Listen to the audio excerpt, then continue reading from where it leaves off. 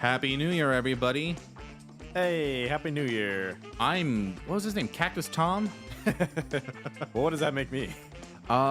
There were two Toms in both the stories. I mean, There's quite one a few Tom. similarities in the stories. Yeah, you're just Mike. I'll be Magic Mike. Magic. Okay, all right. It has nothing to do with Batman. No, not at all.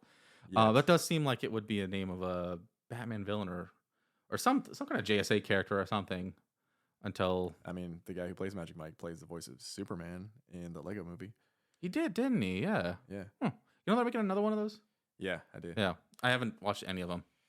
I hear they're good though. That Lego Batman movie, though, Lego Batman was so good. phenomenal. Yes. I love it. Yeah, like it's a shame that they canceled the second one. Yeah. Oh my god. Warner Brothers really does know how to mismanage basically everything. Yeah, I agree. Yeah. We could go on and on and on talking about what's going on with Warner Brothers and coming off of firing Henry Cavill and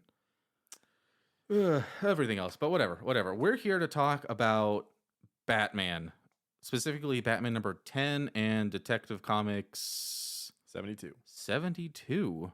And we're just coming off of our Christmas break, New Year's break. Mm-hmm. Mike is recovered from his sickness, whatever it was. Sick break. So we are glad to be back in the recording studio. How are you feeling, by the way? I feel good. I Good. probably sound a little scratchy, but I feel fine. You sound fine to me. So yeah, I was at work and everything. Everything went well. Excellent. All right. So before we get into the story, man, it must have been like 6-7 months ago at this point, forever ago. We started reading Detective Comics and Batman, like the modern stuff from. I don't have the issue numbers memorized off the top of my head, but not the modern stuff, but like the current runs. the current runs. Yeah. I'm calling it the modern stuff. Yeah, but But it's very modern. With the new teams, they started off with new runs with Chip Zdarsky, and I don't remember who the detective writer was. Neither do I. But we read the first issues, and then we just kind of stopped for a while. Not that they were bad. I was actually very intrigued with where they're going, but I did keep buying them. So I'm caught up. We decided we're gonna change it up. We were gonna try to do it like monthly. But I think at this point it makes more sense just to do like a catch up episode or two, and then maybe do a monthly from there. Yeah. Or like, how long is the series gonna last, anyways? Well, I mean, it's just I kind of figure we'll do how we do it now, and then just like a monthly, just so we could like know about what's going on currently in Batman. Yeah. It might be like a 12-issue story arc or something. So we could do like Yeah. a 2-part story arc and then move on to the next one. Yeah. Well, so Batman, the first story arc, which Chip has ended, and the first story in the second arc of his run has begun. So I'm caught up. I just dropped off the comics with Mike, so he'll catch up on Batman. So next week we'll record a catch-up episode on Batman. And then I got the stack of Detective Comics to read through, and I'll have him read them. And week after that, we'll do a catch up on Detective Comics. Mm-hmm. Yeah. And I think that's about it. We'll just move on to our normal, regularly scheduled program. Let's do it.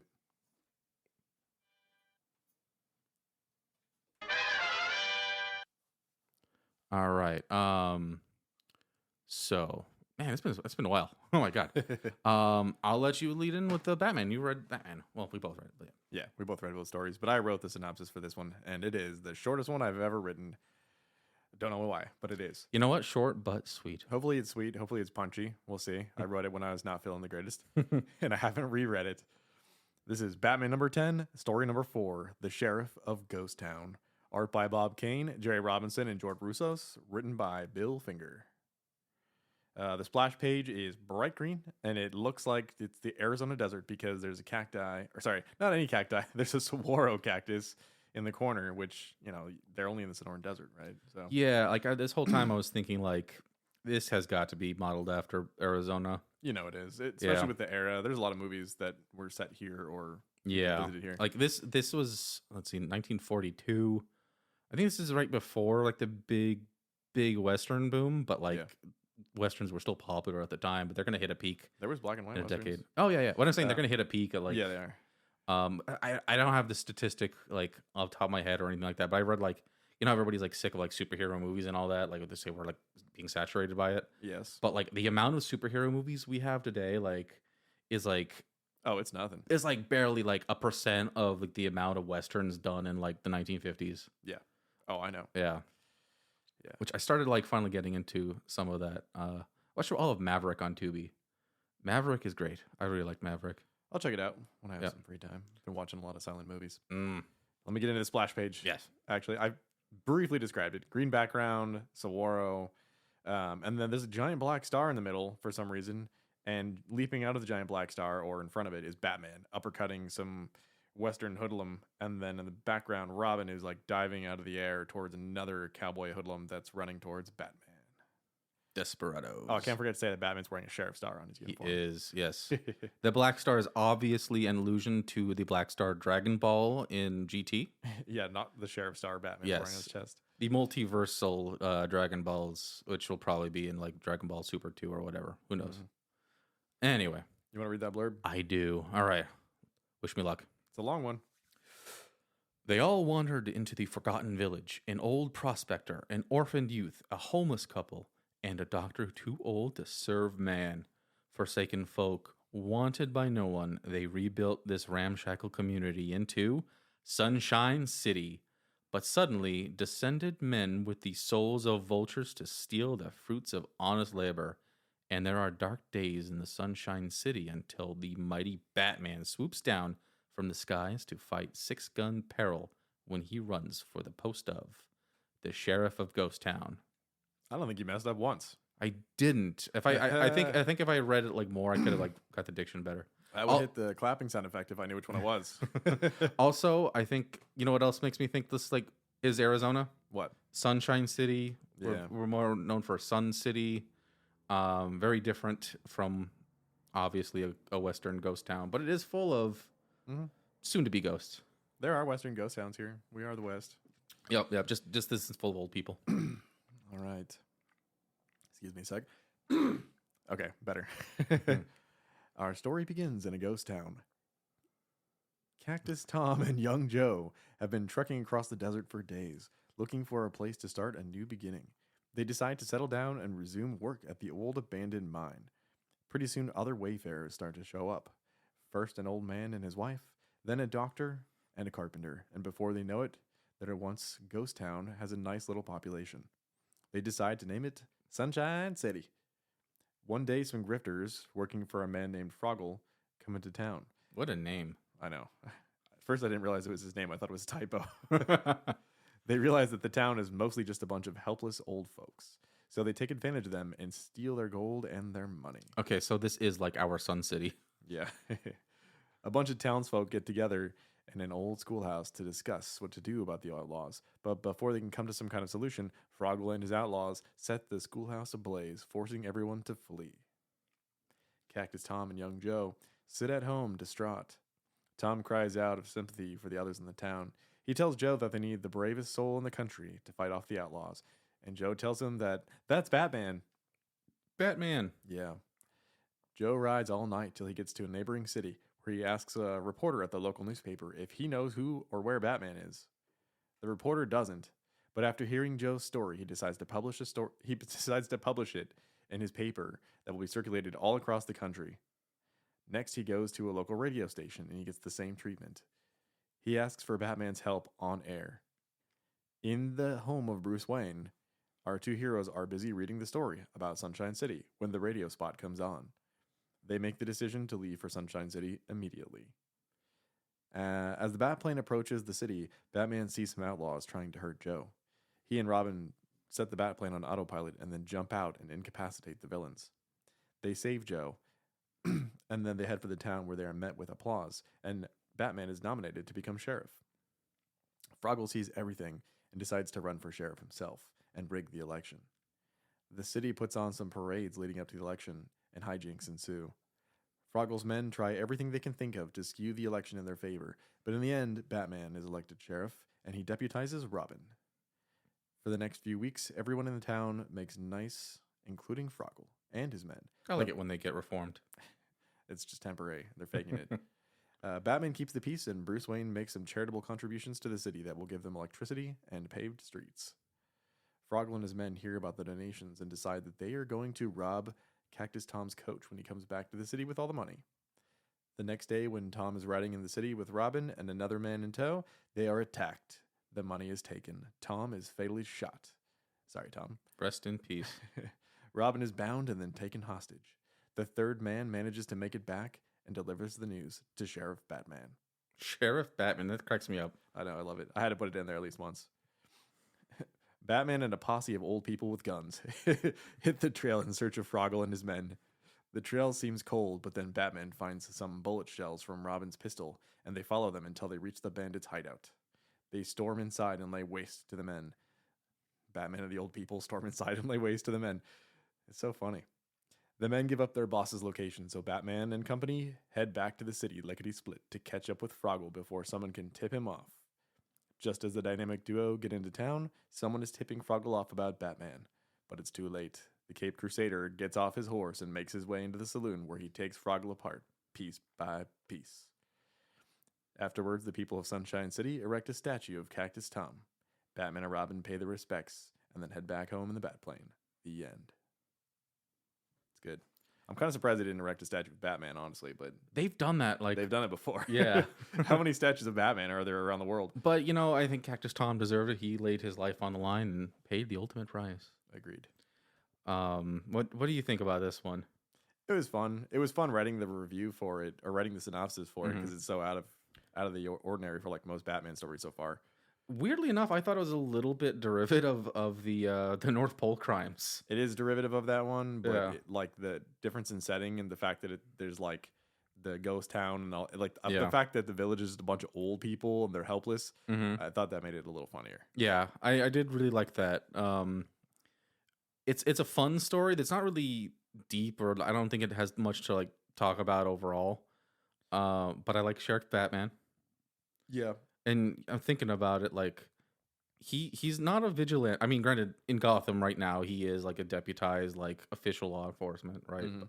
But like here, like he's the elected official. Yeah, he's the sheriff. He's the sheriff. Like he could leave. He could legally kill. Like no problem. Like he could have had a Yep. a shootout, and it would have been like, hey, listen, I'm not a vigilante right now. You elected me to do this. Yep. Um, Sheriff Batman and Deputy Robin. Yeah. Thinking about that too, like this is 1942. Like if you think about like the Old West and all that, like granted it was like a long period. I think like the generally accepted period is like what 18, like just after Civil War, Mm-hmm. the Civil War, and like there's no definitive end for it, but like probably like 1912 ish. Yeah. You're probably around like the direction of like, right when like cars were starting to enter the mainstream, and like a Yeah. lot of factors to killing off the Old West, but Right. like Right. um, Cars is a big one. yeah, but I mean like it isn't too far away from like this era. Like this is 1942, and if you think about it, like for us, we're 20 years away from the 40s, like 100 years from this episode. Mm-hmm. And like 80s culture is still huge, right? It doesn't like we were born in the 80s, just the very tip end of it, right? Yeah. But like in 20 years, people in the 80s, like 80s people will be like they'll be pretty old, if not like dying off, right? Yep. I don't know where I'm ranting with this. I've already started. I don't know where you're going with I this don't either. It's just Are you saying that like Western culture is still relevant at this point? yeah, like it, like a lot of people like would have been like kids of folks who would have been like real life cowboys. Yeah. No, I agree. Okay, that was a weird. I think ramble. that this story is geared towards kids because I think there's kids like. I mean, the Christmas story. like the adult generation of the. Yeah. Okay, yeah. They would have loved to be in the scenario when they were young. Yeah. And then be able to like call Batman to save the day. Yeah. So I think it's geared towards kids or like the young at heart. Yeah. It's definitely not like a serious Batman story. No, not at all. My actual thoughts I wrote in here are not a fan of Westerns, which is true and also a lie. I do like some Westerns, just not a lot of them. And I said, this is such a predictable story. The only good thing about it was getting to see Batman and Robin's shit-eating grins when they were made sheriff and deputy. I also said I don't care much for it, but it's fun. I'm gonna forget about it. Yeah, it's lighthearted, but yeah, Yep. there'll be another story just like this, and I'm sure it'll also be kind of forgettable. I do think though you gotta definitely like the more westerns I watch, the more they feel like film noir actually. Some of them are very much filmed that way, Yeah, and those are the ones I like. yeah. I think So, you should give Maverick on Tubi a shot. okay. It's really good. Anyway, I'll talk to you about Maverick later. I really like James Garner. Um, it's the movie. They like made in like the late '80s, no, in the early '90s, like a movie adaptation with Mel Gibson. Mm-hmm. It's like basically that, but they even revived it in the '80s with Garner again. Weird. Anyway, before I keep just talking about Maverick. let's get into these panels. All right. The first panel I selected is hilarious. It's Batman being sworn in as the sheriff, and his little badge matches his belt perfectly. They're the exact same color, like the exact same shade of neon yellow. And he's just got his hand up in the air saying that he solemnly swears to, to uphold the law and stuff. And everybody in the background's like, yay, 3 cheers. Looks like Jimmy Olsen made a cameo. Right. It's pretty hilarious. Yeah. The next one I selected is Robin getting slapped down. Ouch. Yeah. And it's great, though, because the dude slaps him in the face and he says, this is just a down payment. And then Robin says, you wouldn't dare do that if my hands weren't tied, which is probably true. Yeah. Because he would kick his ass. He would. I like threats coming out of Robin. I like the darker Robin. I'm not as much of a fan as the little kitty yippee hip hip hooray Robin. Yeah, like Robin, like as somebody described it, like I was just reading, like the first year Robin was like a little murder goblin. I'm like, I yeah, love him. yeah, He's great. yeah, I want that Robin back. yeah. I still like Robin a lot, but like that first year or two, like was like He's awesome. Yeah, even some of the stuff he says now, like I sometimes feel like it can be said sarcastically. Yeah, not just like, yeah, they're leaning more towards like the kids, and we're starting to see like the more brother, like the more father son relationship rather than like the brothers dynamic. Yeah. This next one I picked here, I picked it because it's just Batman. I like his thoughts here because this guy's like, get the murderers who killed old Cactus Tom. We'll organize a posse. And then Batman's thinking, he's thinking, a posse is what I need, but I can't lead these old men out against armed killers. But he does just that. Yeah. Because they have guns. Yeah. And like I was saying, even like it mirrors the North Pole crimes, because at that point, one of the old guys dies, and then he essentially gathers an army / posse. Yep. And then they raid the other. They basically go to war. Batman does this a lot. I mean, he does this in Dark Knight Returns. He does it in Zack Snyder's Batman or DC universe with like the Nightmare people and stuff. Yeah. Batman's good at rallying people. He is. Anyway, yeah. Before I go another rant. Yeah. And the last one that I selected is this one because it reminds me of like the panel like in the Robin origin where Batman is like teaching Robin how to be a crime fighter. I see that. And they have the candle in the background, and he's like, like, here you are now, my crime fighting sidekick. Yeah. Except he's making him deputy. He's making putting the him little star right next to the R. Yep. That's nepotism. Robin is a nepo baby. All right. Just put the star over the R. It would look cooler that way. Yeah. Or maybe like get him a new R patch. Well, Batman should have put his star like right in the middle of his chest. Just right in the middle of the bat. Foreshadow. Yeah. All right. So I only picked 3 panels. Yeah, I picked. Oh wait, no, you did this last panel too, right? I don't know. Oh, Batman lassoing. Oh, okay. I might have. I don't think I did. Okay. It's funny. Like he's lassoing a guy. I mean, it says, "I'm just a roping cowboy." Yippee! Yeah. Like Batman wouldn't say that. Yeah. Come on. And then Batman having like a little victory, like wave in the next one with on the horse. Batman riding a horse is awesome. Yeah. Robin in the background also on his little pony. I love that kid. The other kid though, he's like, "This is the best day of my life." Like you get to see Batman riding a horse. That's the best thing you've ever seen. Again, Dark Knight Returns. And then last panel I did is Robin getting a haircut. It's just like, how often are we gonna see Robin like in full regalia? You just go to a barber shop and get a haircut, right? I kind of thought his hair was like a helmet or something at this point. With how much damage he's taken, his hair never changes shape. Right. So we're gonna take a quick break and get to License for Larceny. Be there.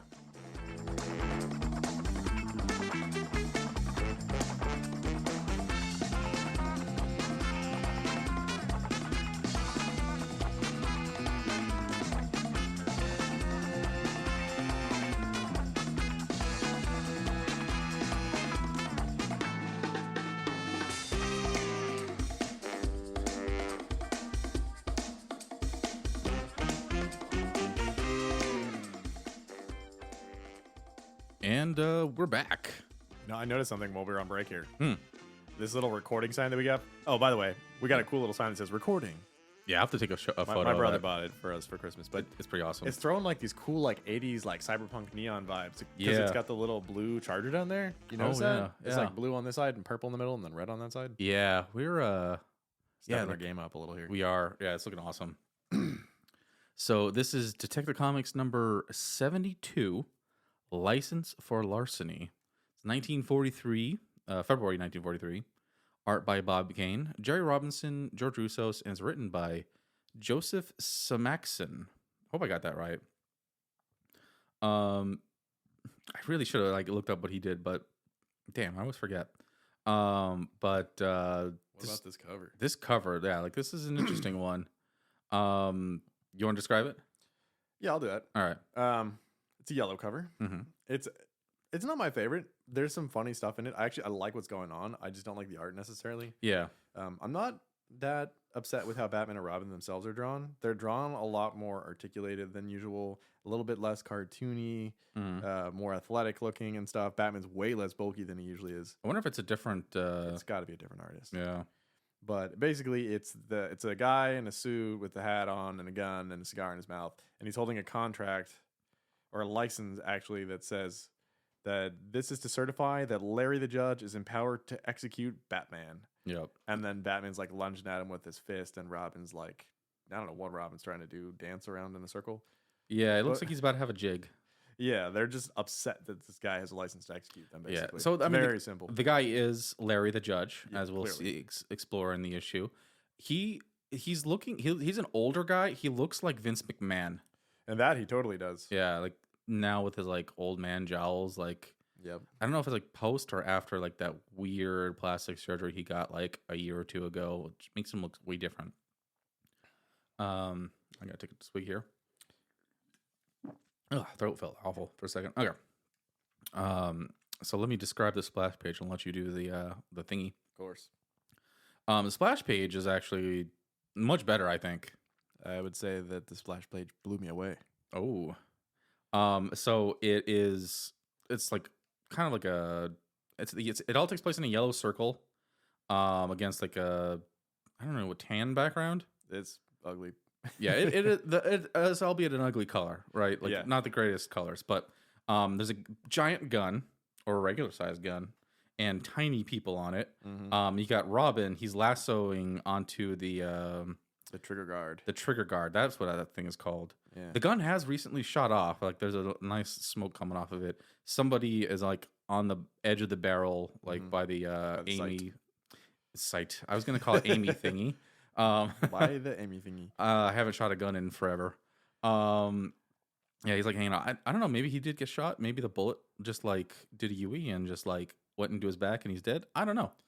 Possible. Batman is on the barrel running towards, I think probably Larry.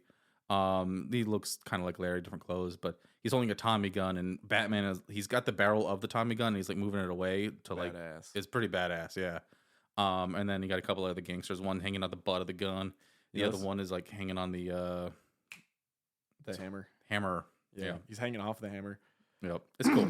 Oh, and the guy hanging on the hammer is aiming to shoot Robin too. Yep. And there's a dude hanging off the magazine on the bottom too. Yep. Do you notice that the guy on the top, who's probably Larry, who's firing his little Tommy gun, there's like shells flying out and there's smoke coming out. So like he's currently firing it. You just don't see the bullets coming out. Yeah.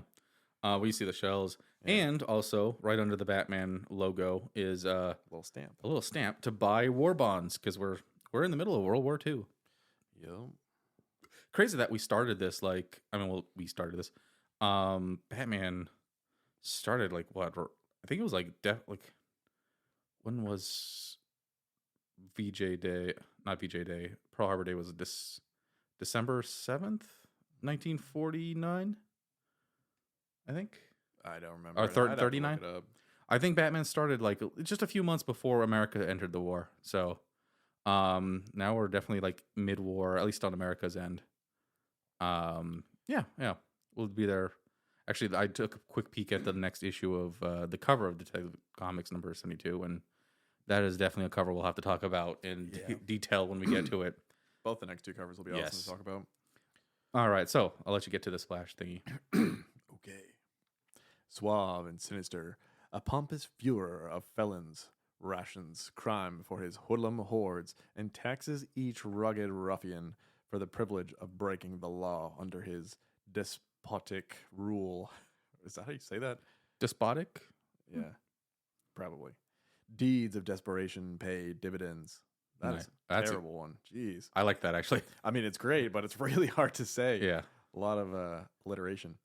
Until the dynamic Batman, along with the daring Robin, the Boy Wonder, find themselves facing death at the hands of the fiendish financer of the underworld as he issues his last license for larceny.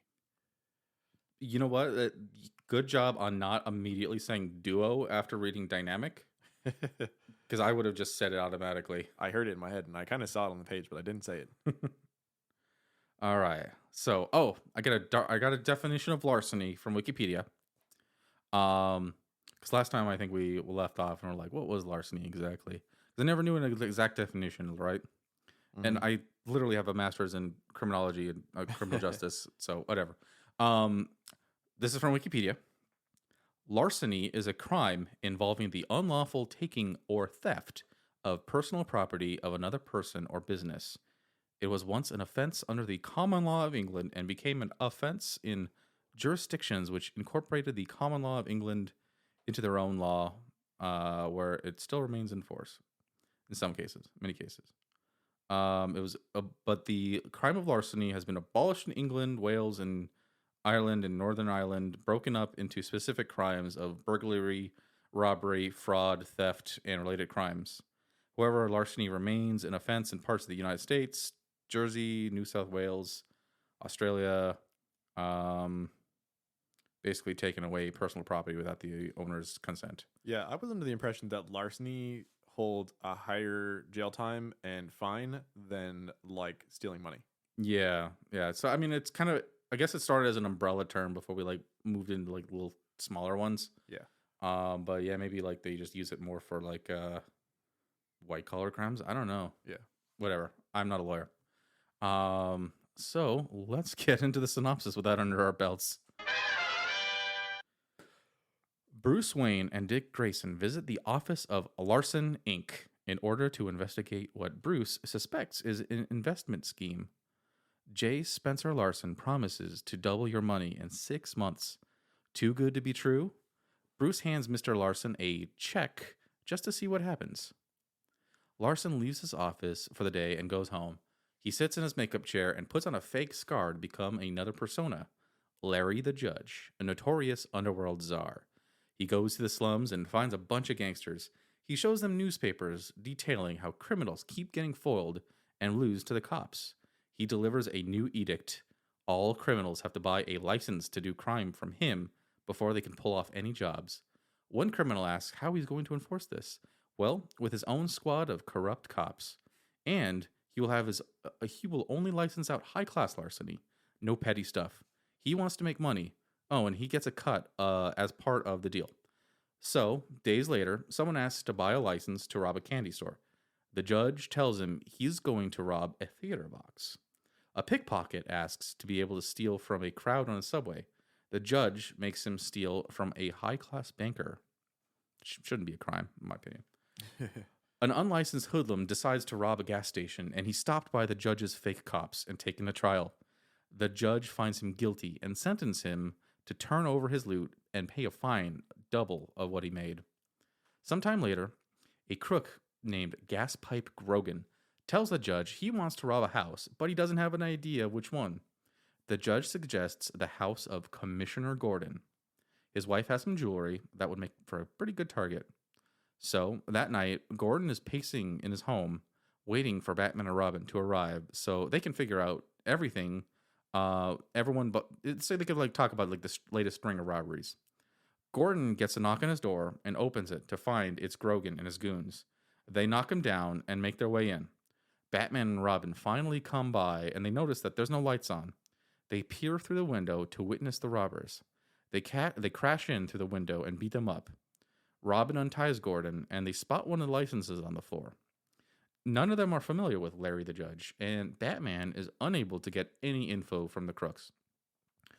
So the next day, Bruce Wayne gets a call from Spencer saying his money is ready to be picked up. Bruce picks it up, surprised it didn't take very long. Excuse me. Bruce picks it up, surprised that it didn't take long, and the big earners were the charities he invested it in, which is kind of weird. Unbeknownst to Bruce, the judge put out a license for his house to get robbed. Bruce and Dick get home just when the robbers show up. They both fake getting taken out so they can get after the robber. So they can, and then they see where the robbers are going, and then they make chase after them in the bat plane. Kind of an awkward sentence, but whatever. Yep. After catching up, they and dipping their car in the water and taking them out in a fight, Batman finds the license to rob Bruce Wayne. Larry the Judge gets word that Batman is onto him, so he comes up with a plan. First, he writes out a license to murder Batman, and he plans to do the job himself. But before he does, he writes out 3 licenses to have his men break into 3 different chemical plants each night, but with the explicit instruction not to steal anything. After the second night, Bruce catches on and realizes that they're going to hit up the third. Batman and Robin arrive and chase Tommy the Twitch inside, but they find themselves to be in the middle of a trap. They get shot full of sneeze powder and make their way out and are approached by Larry the Judge. They tie up Batman and Robin and drive somewhere to kill them. But the cops start to chase them on their way. Larry decides he's going to kill them right then and there, but Batman pushes the gun out of the way. The state troopers nab them. Robin asks Batman how the troopers knew, and Batman reveals that he tacked his cape onto the back of the car, obscuring the license plate. This is when Batman realizes that Larry the Judge is actually larcen. They take them away. Bruce donates his dividends to charity. The end. All's well that ends well, I guess. I guess so, yeah. I did like this story a lot. I think this one was like a really interesting like concept. Yeah. I think it could have been written a little bit better. I like the idea behind it. Mm-hmm. But, like, how are you going to convince, realistically, how are you going to convince criminals to pay you? Well, I think that's the idea behind his own cop force. Yeah. But there's a lot of crime in Gotham City. There is a lot of crime, and this definitely would have like not held up once like Joker's like, fuck that. That's what I was gonna say. Like, it's a good thing any supervillains didn't want to commit crime at that moment. Yeah, because they're not gonna pay you. Mm-mm. Two-Face isn't gonna pay you. Nope. Joker's not gonna pay you. Penguin's not gonna pay you. Yeah. But it is a great idea for a crime for like crime. I think the judge definitely is a concept that could have lasted a bit longer if like this wasn't like single issue like stories for the most part. Yeah, it could have been a story arc. It's like Vigilante. It's like that kind of. Yeah. Somebody that could have stuck around for a bit. I did find the ending kind of weak. Like, yeah, Batman and Robin don't even like save the day. I mean, they donate like how much money was it? I don't remember. Like, I thought it would have been funny if they would have given him like $1 million because he would have been like, yeah, like how am I going to double this? But yeah. I mean, this was not financial crimes. I mean, I wonder if because they didn't specifically go into his like, what is his name, Larson? Yeah, they didn't go into his like scheme there because like this is 2 different schemes. And weirdly enough, I just got done watching the Bernie Madoff documentary special on Netflix. Yeah, that just came out, which was pretty good. So now I got like financial crimes on the mind. There you go.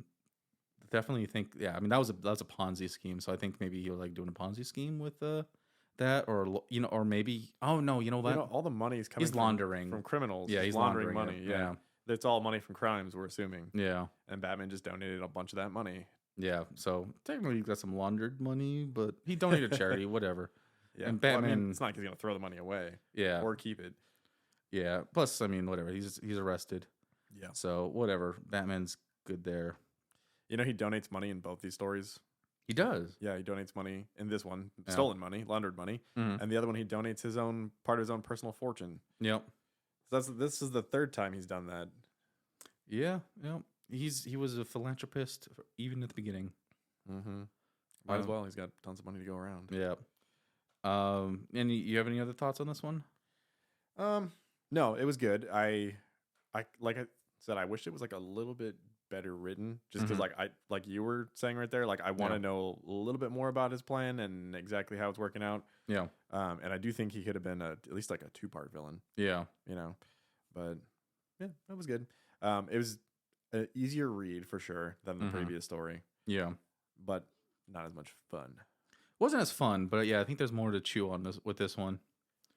Yeah, let's do the panels. I don't see what you did. You do any or no? No, I didn't. No. That was the other thing we were talking about Yeah. earlier too. Like the artwork is good, but the colors are very muted in this one. There's no like bright pops to like really catch your eye. Yeah. There's no like iconic Batman images that I had to grab. Yeah. And there's nothing really too much to write home about except for the ones that you picked, like, especially like the bottom 3 parts. Yeah, I mean the first one I chose just a simple one of Robin beating the dude, like clocking him in the face. Those are always good. I like the sound effect that they use there. Wow. I've never seen that one before. Yeah. And then after that, I chose it's a 3-parter of Batman and the Bat plane, and he pulls up the rope and he like picks up the car by the bumper, and then he lifts it up and then dips it into the water, which is it's kind of reminiscent to me of the Monster Men story. Yeah. It's just like a really just out there thing for him to do with the plane. Yeah. And it's just ridiculous. If this was first appearance Batman, he would have just dropped it in the water. He would have flown off. He would have just gone. He would have just picked it up, flown as high as possible, and just let go. Yep. Yeah. Yeah. Other than that, do you have anything else to say?